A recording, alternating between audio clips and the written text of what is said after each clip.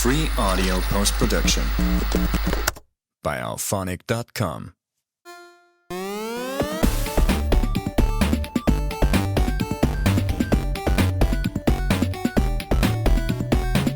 Welcome to A Couple More Minutes podcast, where two veterans of the animation and video game industry talk about exactly that, animation and video games. I'm Jeff Gabor, I'm one of your hosts, and alongside me, as always, is... Pete Paquette. What up, Pete? What's going on, man? All right, here we are. So, as always, you can contact us, tell us your opinions, and play along with us at acouplemore minutes@gmail.com.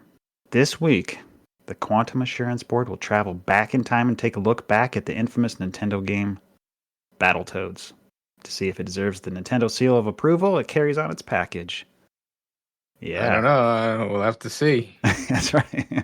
All right, but first, as always, we got our game Stump Pete, where we have three games coming from roughly 40, 30, and this time I'm going to switch it to just 25 years ago. And I'll give you three clues, and Pete, let's see if you can get it and play along with us if you can.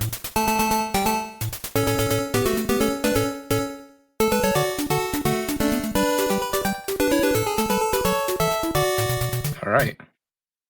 40 years ago. Roughly, July 1985. This Capcom arcade hit later has a spin-off series called Maximo. Huh. All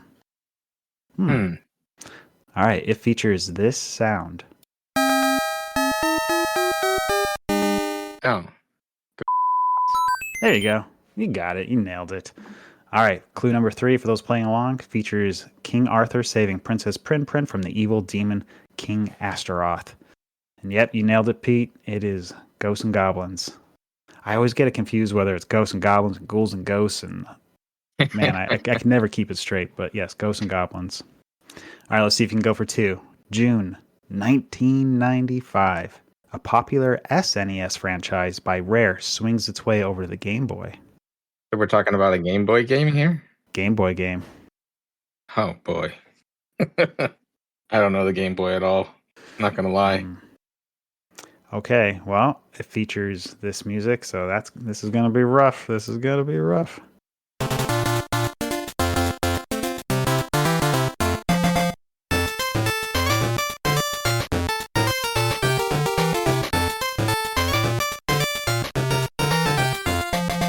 It's David Wise. That's a pretty good track for a Game Boy game. Yeah, it is. All right, final clue. I think you can get it. In this game, your mission is to retrieve your stolen bananas from King K. Rool. This is Donkey Kong Country? Yeah, it is. Well, I mean, in this case, Donkey Kong Land. But yeah, that's it. Okay, I'll take it. Yeah, I'll give you the win for that. All right, 25 years ago. Another Rare game. This is the spiritual successor to the N64 hit GoldenEye 007.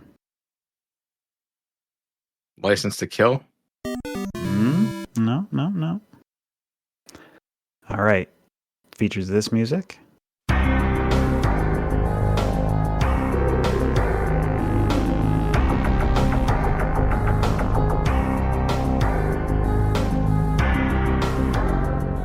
Wasn't it just like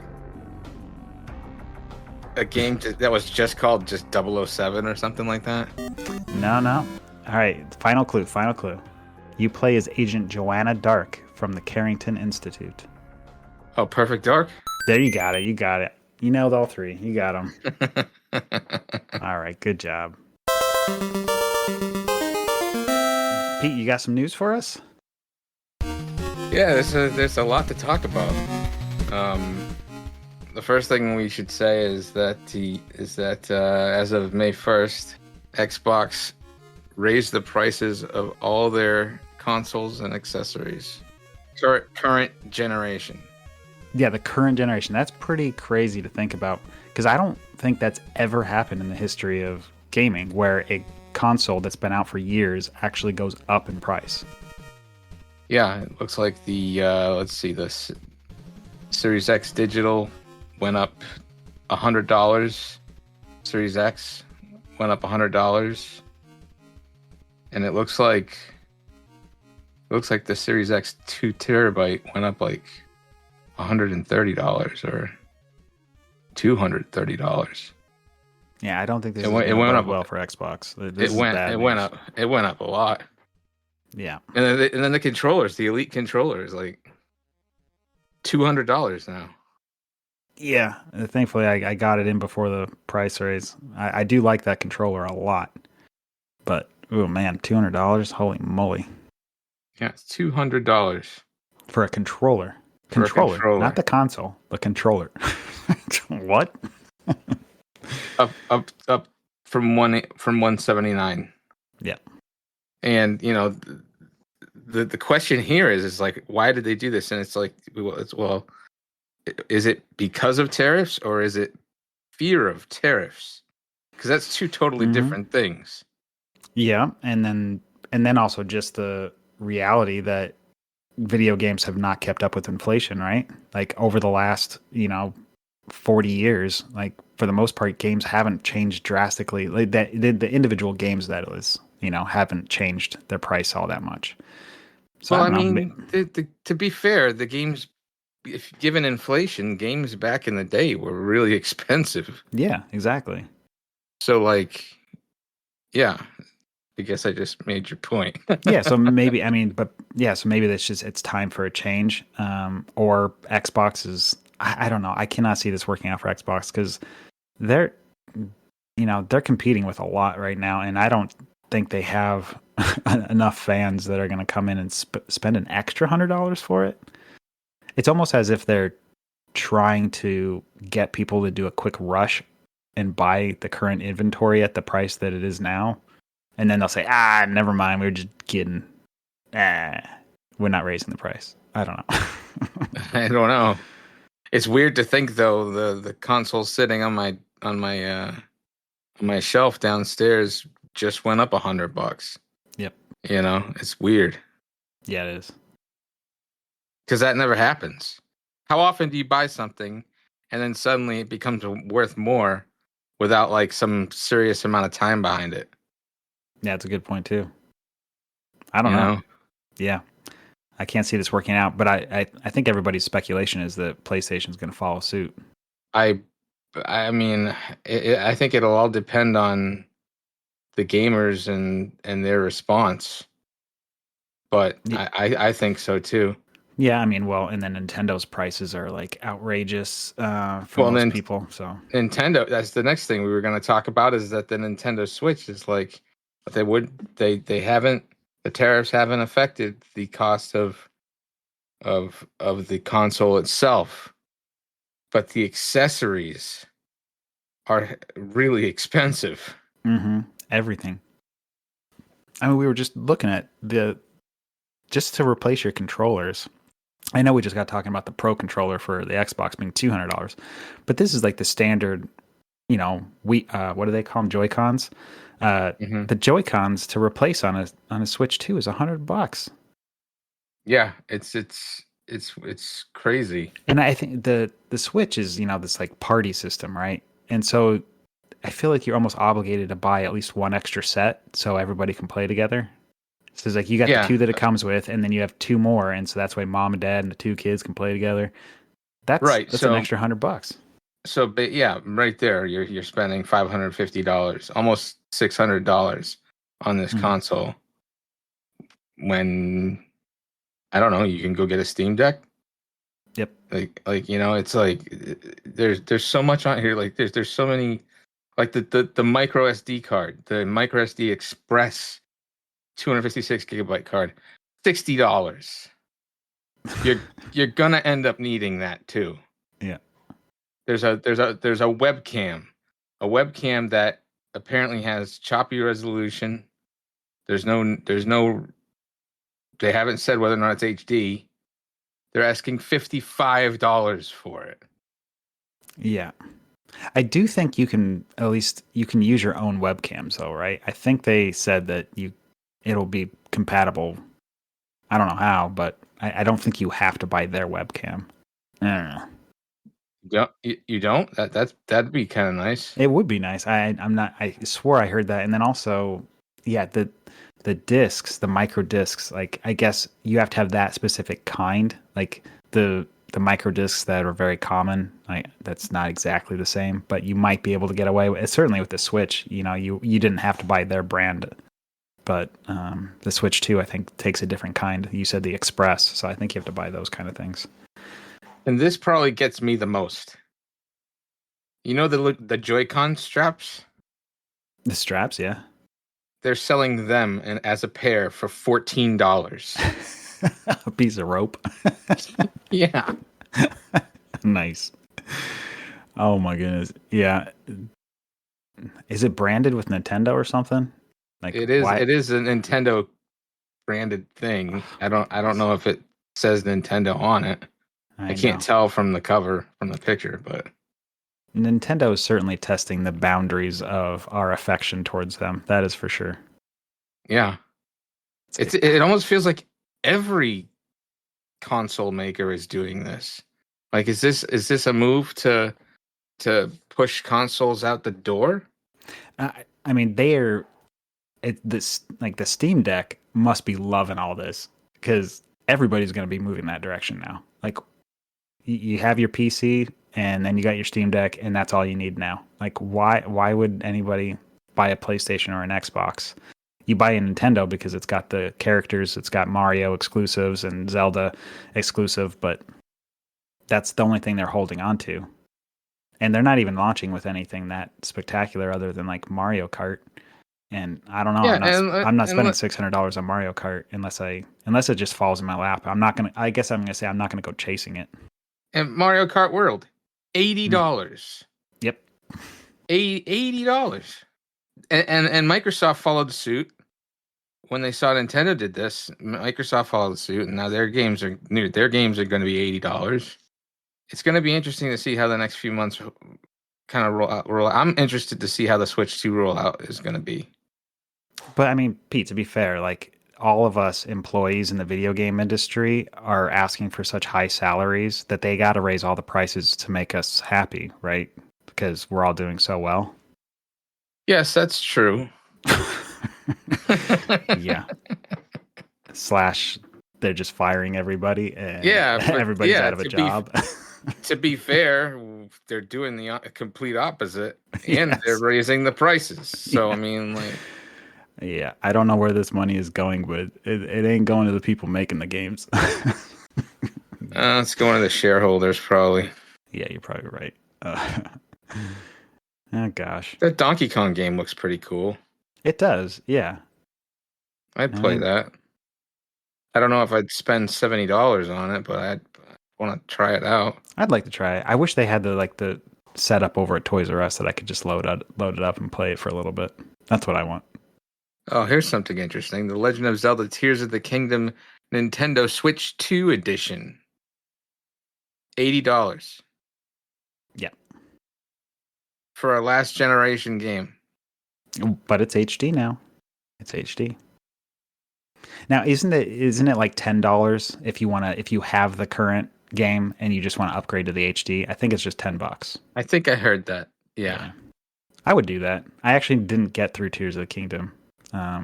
So if I got a Switch 2, I would actually love to play it on HD because the graphics are like, it was tough to look at on a TV. Like it was, you could see that it wasn't like running great, you know? Yeah, I remember seeing that when I'd play Switch games on the television. Yeah, it's like they rarely run it, if ever, run at 60 FPS, and it kind of looks mucky and gross. Like all the textures aren't like really HD, so it like just looks bad. They play great, so you can still play the games, but it didn't look very good. What else you got for us, Pete? Jeffrey, I would like to use this as a way to kind of say, hey, you know what? There's some great games out there for a damn good deal still. And I have, in the spirit of Michael Berardini, I have the top 6 games, NES games, under $10. Oh, Pete's top 6, huh? Yeah. Let's go.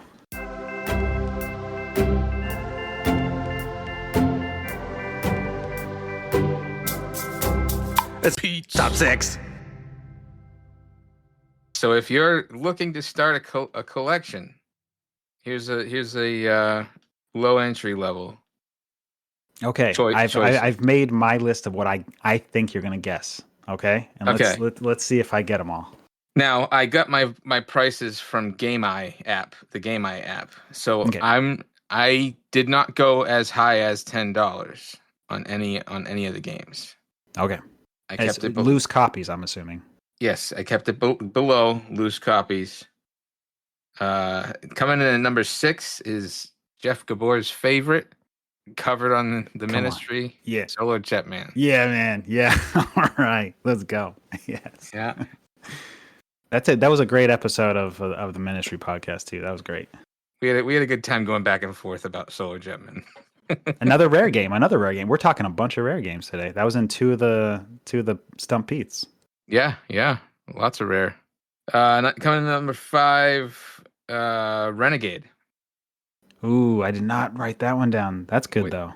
Which also was covered on the Ministry podcast. That has a lot of fun animation in it. Yeah, and it's a quick beat 'em up fix. Yeah, it is.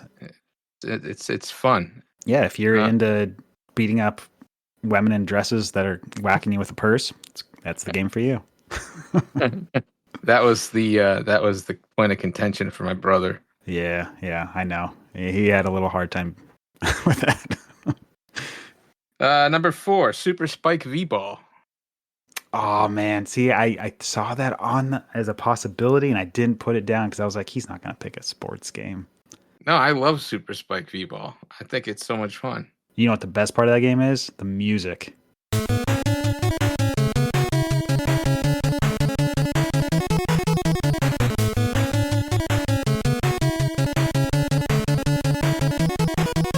Oh yeah, the music's fantastic. Holy moly. Yeah. Coming in at number 3 is Rescue Embassy Mission. Ooh. This one flies under the radar of a lot of people, but I think it's a solid game. It's like a precursor to Rainbow Six. No, you know what? I don't think I've ever played it. You should play it. It's really cool. All right. It's a series of mini games. Cool. Number 2, the classic Super Mario Duck Hunt compilation. Yep, gotta go there. Absolutely have to. And number 1 is RBI Baseball, the unlicensed version. Wow. Cool, man. The Tengen, right? Yeah. Cool. I think if you get the licensed version, it actually goes above $10. But if you get the black cartridge, it falls below. That's funny. I would think it would be the other way around, but oh well. Man, I'm actually surprised you didn't put ice hockey on there. Oh damn it! I didn't see it. Yeah, that one definitely belongs on there. That game's great. The other honorable mentions, I would say, if you can find it for under $10, Dr. Mario is a great puzzle game, and then I just love Rad Racer. And if I were to go for my deep cut to match your Rescue Embassy, I would say Codename Viper. That's a good one. Oh yeah, that's kind of like a Rolling Thunder clone, right? Yeah, it's good. I think it's certainly worth $10. So yeah, that was a good idea, Pete. There you have it. You have a bunch of games here for less than you could buy all these games for less than Mario Kart World. Yeah, you're right. All right, well, that should be helpful. It's too bad that light guns are so hard to get set up these days. That duck hunt would be awesome. Yeah, that is true. Yeah. Find an old CRT monitor and have at it. All right, Pete, are you ready to go back in time? I sure am. Let's do this. All right, we'll play a little music, and when we return, we'll take a look at NES Battletoads.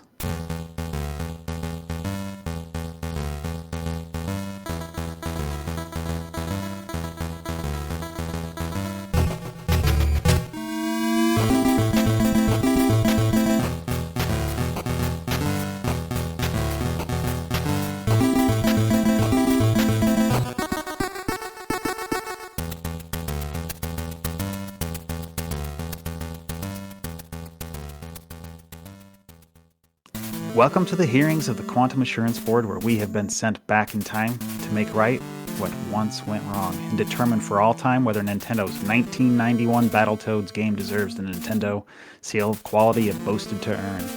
Our judgment will be based on 4 categories, as always: graphics, sound, technical mechanics, and its fun factor. Should we determine it fails on these categories, we will banish it to the waste bin of history, never to be spoken of again, and should it pass our test, it will forever be hailed as worthy of its seal of approval and be praised for all time as a gem in the video game industry. Let's let the hearings begin. Pete, on to graphics for Battletoads. Not bad. I'd say the big fist and big foot attacks during the beat 'em up gameplay are pretty surprising and awesome when you first start playing. Yeah, all of a sudden the game goes weird Tex Avery style, right? It's very odd. Yeah. However, okay, there's a big caveat with that. Mm-hmm. That will come in when we talk about technical. So remind me. Okay. But I also agree. I like actually the graphics in this. I think it's very appealing. The backgrounds are very vibrant. It's all well executed. Nothing looks like silly. There's a ton of frames of animation and movement. The enemies are so, but they do the job. They're not like super appealing, but they don't look broken or anything. Like, it does its job. Yeah, unless overall, you break them. Yeah, unless you break them. Yep. But yeah, I would overall give it a plus. Nothing super bad to complain about here. So you get by on that one, Battletoads. What about the music? Well, the sound was made by David Wise, who has 82 credits on 56 games. This guy is a monster when it comes to sound design. Absolute beast. Yep. He's worked on Wizards and Warriors.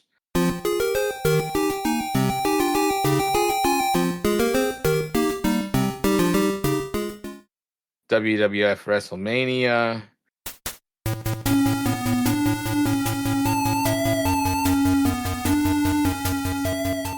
Your favorite John Elway's quarterback.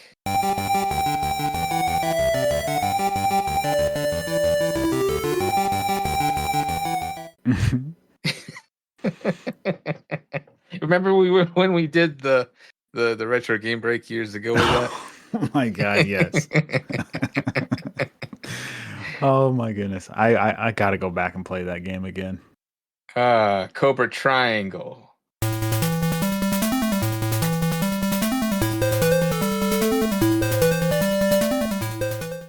Wizards and Warriors 2.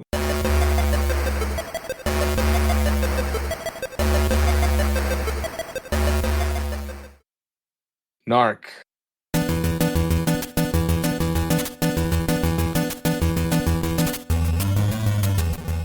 And I could go on and on, but I don't feel like splicing in any more audio. Fair enough, Pete.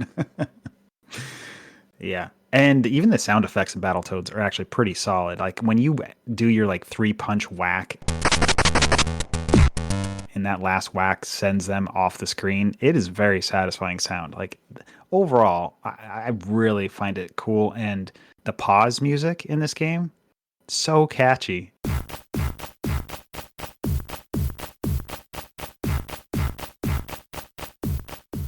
And yep. I get it can be super annoying because when you pause the game, you usually want it to go quiet so you can talk to your friend or turn off a stream or whatever crap you're doing. It seems like you do not want the music to kick in during pause, but in this case, it's really good. Yeah, it's I love that little ditty that happens when you hit pause. Yeah, it's cool. One of the things that irked me about the theme song is that it sounds exactly like the jingle from the Nintendo cereal commercial from the 80s. Nintendo, it's for breakfast now. Nintendo, it's a cereal. Wow!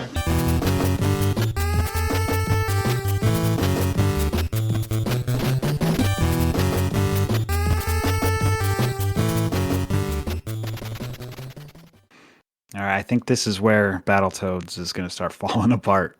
Technical. Dude, what in the Okay. holy hell happened? Here's my 2 cents. Just for full disclosure, I rage quit at Turbo Tunnel. Yep. That's level 3. Yeah. That is level 3. That is or way too big of a curve, Mm-hmm. difficulty curve. They were too ambitious. It does a lot, but none of it is good. The first Yep. level play is great, then everything goes to shit. They should have kept it at beat 'em up, and it probably would have been decent. Case in point, Battletoads and Double Dragon. Yeah. My goodness, man. And you nailed it on the head with the game just being ambitious. It is like every level puts in a new mechanic in the game. It's like a brand new video game every single level, and they just did not have the polish. It's all over the place, and it's a mess. Just small little, like, controlling your character is wildly difficult in some of these levels. So you brought up Turbo Tunnel, right? And that is the stage where we all ended as kids. Like, no, there's a handful of kids that made it past that, but not far. And it would have been easier had there been more than 3 continues. Yep, exactly. Yeah, because all right. I mean, this gets into the fun factor as well, but yeah, you're totally right that the game starts to introduce this design principle that you must die to learn. That it is gotcha moment after gotcha moment. It's not player skill. It's not. It's memorization over and over and over again. Right down the Turbo Tunnel is the first case of that. Of like, you do a lot better when you know up, down, up, down, up, down. When you're trying to dodge these, like you're on a little speeder bike and it's going a horizontal screen and these barriers are getting in your way and you need to dodge them basically. And mixed in with that are these ramps, which what got me as a kid with these ramps was they don't tell you how to use them. There's no information. And so when I was a kid, I was like, well, I got to jump, right? And you can jump on the bike. You hit the jump button, your character jumps. So I'm thinking, okay, I'm going to jump off this ramp. If you hit the jump button on the ramp, it negates that how far you can go. I could never figure out why my character wouldn't do it, but you have to literally let go of your inputs, and then the toad will go flying and use the ramp correctly. Yeah, that was weird. And then the barriers start coming at you at such an extreme speed. Nobody got past that when we were just little kids. But here's the crazy stuff. That Turbo Tunnel is a piece of cake compared to the rest of the game. The difficulty goes up so high. Oh, and did we mention this is 2-player at the same time? Yes, and if one player dies, then everybody has to start the level over again. That's right. Yep. You have your set of lives, your hearts at the top, and you're exactly right. If player 2 loses all their hearts, then it's game over for both players. It's not Contra, people. Not Contra. So the game is way more difficult playing as 2-player. You would think, oh, let's get my buddy in here so they can help, beat up like Double Dragon. You want your friends to play. It's like they help beat up the characters on the right screen, the left screen. It's super fun. Not Battletoads, man. Oh my goodness, no. And then Pete, I don't know if you've ever even seen the level Clinger Winger, where you have to ride this little like gear, of lack of a better word, like a gear with bike handles around while a crazy techno ball chases you. Have you seen that level? No, I haven't. All right. Outside of the fact the game is stupid hard, that level. So what it is, you're being chased by a ball and you're on this like little course and you change directions up, down, left, and right. And if you have your input on your D-pad slightly not pressed in a single cardinal direction, like if you're slightly pressing diagonal at all, it immediately puts your speed down to nearly nothing, and that's considered enough of a mistake that you will die. You must make pixel perfect, frame perfect D-pad directional changes in order to get past that level. It's insane. That's hard enough. Then, to add to that, which is the biggest sin of all for technical, is if you manage to by some miracle get to that level in 2-player mode, player 2 was not programmed. You are locked out of your inputs. So as you are racing, immediately on level start, player 2 just loses all their lives. And you have to get to the point where they completely die off, and then player 1 can proceed to the next level. That's it. They forgot to program player 2 for that level. That's insane. Yeah. So dumb. So dumb. Oh, my goodness. And it just goes on and on and on. I got some little things. I wanna follow up on my big foot, big hand attacks. Yes, let's go. So I said the big fist, big foot attacks during a beat 'em up gameplay is awesome. However, if you're near a cliff, you can end up flying off the damn cliff. Yep. Because when you do your uppercut, so to speak, you actually kind of jump into the uppercut, and you could go right off the cliff. That I'm sure that happened on the turbo tunnel level, right? When you're trying to beat up those little rats. Yeah. Yep. Totally does that. Yep. Happened quite a bit. The other thing I found was when fighting clusters of enemies, your attack will only affect the closest enemy, leaving you open to enemy attacks. Yeah, and not to mention, like, when that happens, it's so annoying you get stun locked, right? Like, you feel like you can't move your character at all. It's so frustrating. Yeah, it's just, yeah. Yep. Oh my goodness. And then, okay, I know you didn't see some of the later levels, but there's these swimming levels and tube levels where you're like going through these like tubes. I'm trying to think of like, and you're scrolling around, and oh my goodness, like I'm having just like these horrible visions. These enemies are hiding behind like walls, like these little robots, and they're shooting projectiles from off screen that you can't see coming, so you have to just know it's there. So you'll always get hit first before or take a death. And the game just wigs out. So at the first level, yeah, you get hit and you get punched and you lose a little bit of your like life, okay, and you just don't want to take too many hits. By later in the level or the game, these hits all take basically your entire life. So almost everything in the game becomes a one-hit death. And when it's coming from off screen, it doesn't feel fair. And then the game just say it doesn't take all your life. Well, 50% of the time, the programming is so jacked that your character goes flying through walls and ends up out of bounds, and you end up dying that way. So horrible. It's just broken. The game just gets so broken. So technical, it is a hard fail. Yeah, I agree. I totally agree. And so where did you land on fun factor? Fail. Oh my God.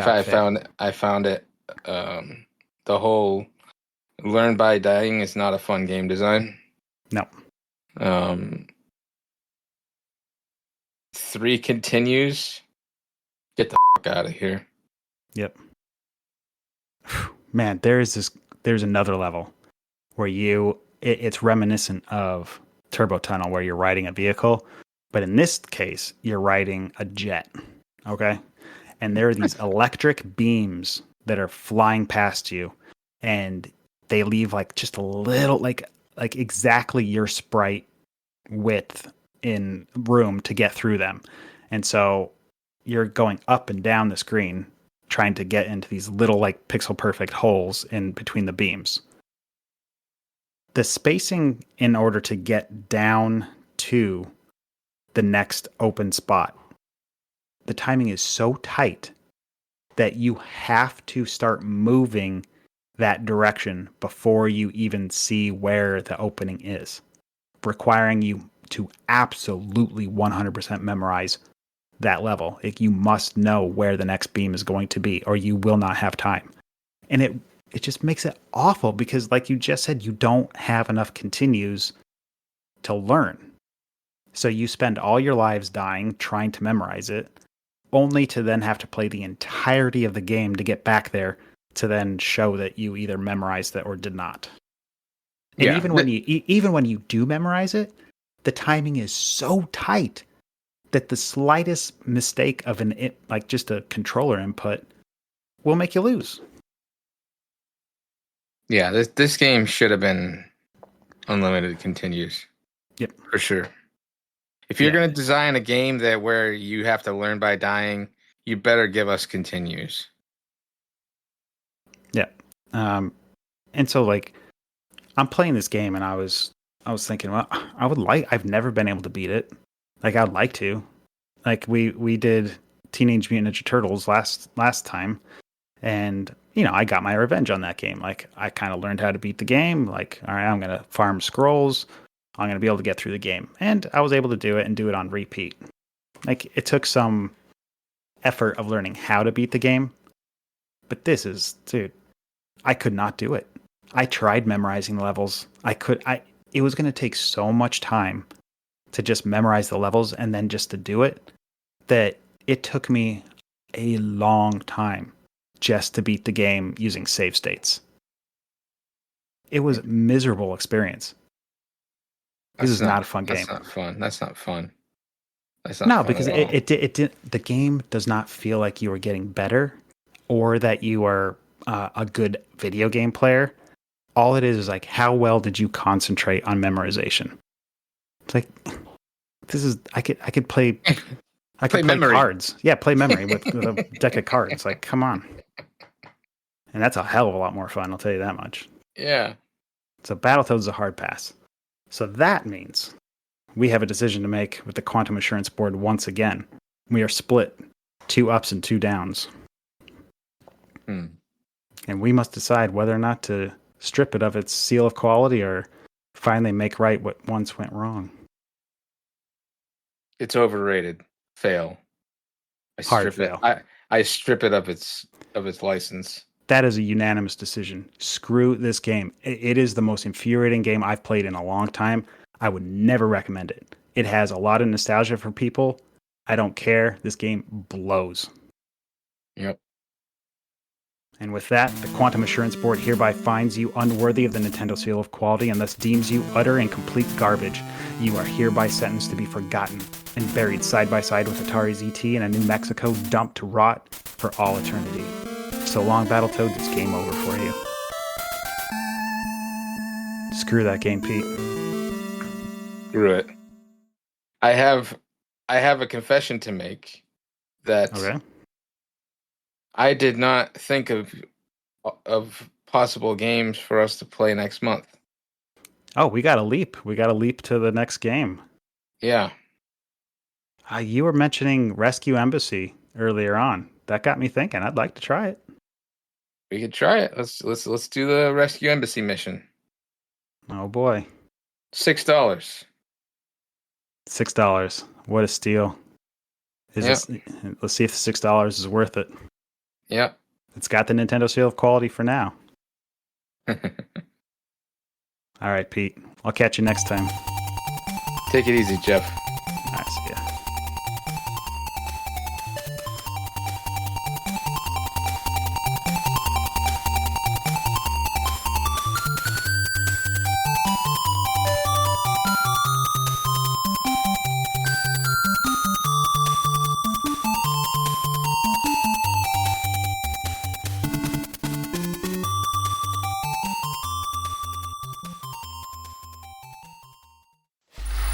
Free audio post-production by alphonic.com.